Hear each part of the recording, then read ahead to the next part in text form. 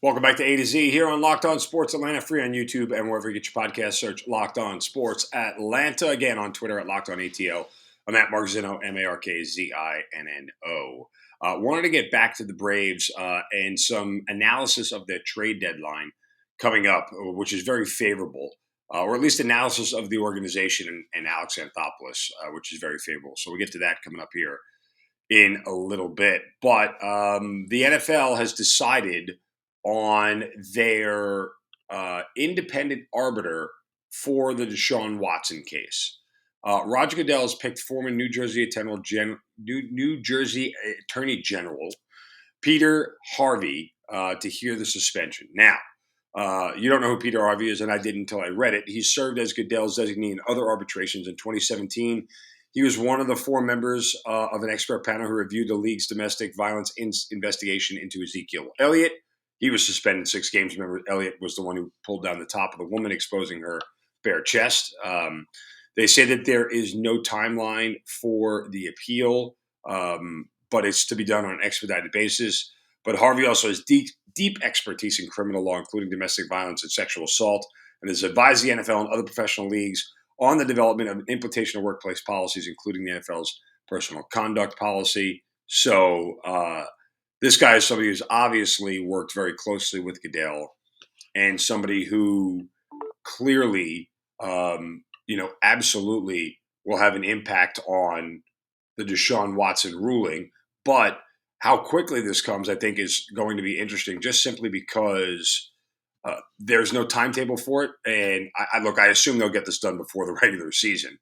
But also remember, the NFLPA has the option probably to sue the NFL in federal court. And like we said yesterday, if the NFLPA goes down that road, the sort of injunctiveness, if that's a word of this whole thing, leaves Deshaun Watson on the field. So whatever is decided, and the NFLPA will likely wait for a ruling or a final ruling and then go to court. Because again, he may find that it's only 6 games and that's it. And there's no reason for them to sue. I don't think he would make it less games, but this is an area where Goodell clearly has some influence. I would think if he doesn't, well, it's going to seem like he does because it's Roger Goodell. So we'll wait and see what happens there. And once we get the ruling, obviously we can go forward. I don't know what expedited means. I don't know how long that's going to take, but we'll figure it out as we go along. All right. There is a stat that I'm very curious to watch with the Atlanta Falcons this year, because if you guys, do any sort of analysis on scoring drives in the NFL and things that happen, you realize the one thing that affects teams the most, obviously, is a sack, right? The points per drive with a sack versus without a sack, the percentage of scoring drives with a sack versus without a sack is so huge. Like, sacks affect the game so much. I don't think I'm telling you guys anything you don't know. And just some numbers to back it up here. And last year, if you went without a sack on an offensive drive, you averaged 2.29 points per drive. If you did take a sack, you averaged under a single point at 0.99. Percentage of scoring drives without a sack is at 41.7%. If you don't take a sack, you can score 41% of the time when you're on offense. Percentage of scoring drive with a sack drops 20% to 21.9. So it's huge, obviously. But that's not the stat that I want to focus on with the Atlanta Falcons. The stat that I want to focus on is what I'll tell you here in a minute. First, a word from our friends at Coffee AM. Guys, you've heard me tell you about them before. Why? They're the best small batch roaster in America, and they're right here in Atlanta. Coffee AM makes coffees from around the world. Expertly crafted, fair trade, organic trade, direct trade, blends, espressos, flavored coffees, gourmet teas, and more. You get the box in the mail, and I'm telling you, the smell is just going to hit you right in the face. And the coffees from around the world are fantastic. I've tried one from Kenya, Sumatra, a rainforest one. They are absolutely the freshest coffees you're going to get. Why? Because they're roasted and shipped on the same day or close to it. Coffee AM only roasts current crop and specialty grade coffee. They are the best small batch coffee roaster in America. Go to coffeeam.com/locked on today and take a look at their full menu of coffees, teas, and gift sets. That's coffeeam.com/locked on. Use the coupon code locked on to get at checkout to get 15% off your first order of coffees, teas, and gift sets. Coffee AM, the best small batch coffee roaster in America. All right, one other stat that I'm very, very curious, because you have a lot more control over this one necessarily than you do sacks, right? Is penalties.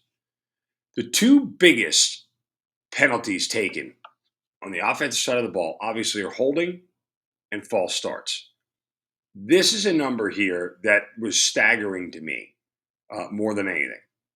If you look at the percentage of touchdown drives without a penalty versus with a penalty, and penalties happen more often than sacks do. Teams may get on the high side 3 or 4 sacks in a game. Teams commit 8 to 10 penalties a game, and not all of them are on the defensive side of the ball. So without a penalty on a drive last year, okay, you were able to score 24% of the time. You score a touchdown 24% of the time. With a penalty, that drops below 20%, in the 19% range. To lose almost 5% is big on a simple 5-yard false start penalty. Holding 10 yards, game changer, obviously. Now, percentages of punts. If you have a penalty on a drive, your punt percentage is at 40%.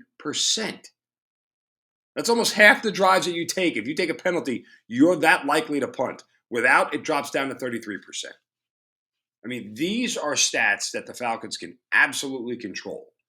These are things that Arthur Smith, as a coach, has a good measure of control over. You know, we always talk about discipline when it comes to penalties, right? We talk about teams that have a lot of penalties. Well, they're undisciplined. Well, that's not always the case.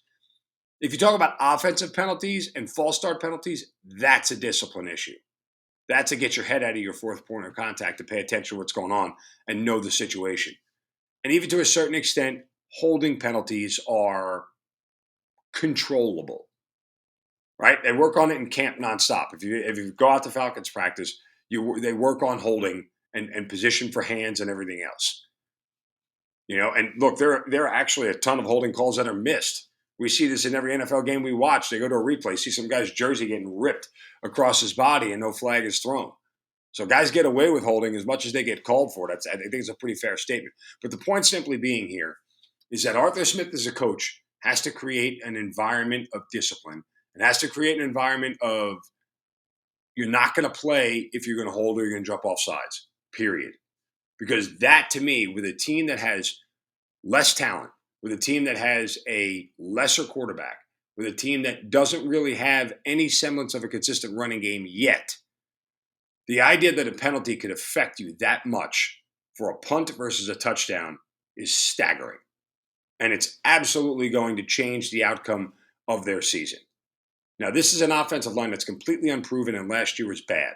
So they're going to be held accountable to a lot. But simply put, for these guys like Drew Dahlman and Iafetti and everybody else who are fighting for spots, you know, you get called for a false start or holding during camp, chances are you're going to lose that job. Because I guarantee you Arthur Smith knows those stats and knows exactly how much they can affect the team and their ability to score points or give the football back to the other team. Interesting stuff, I thought, to say the least.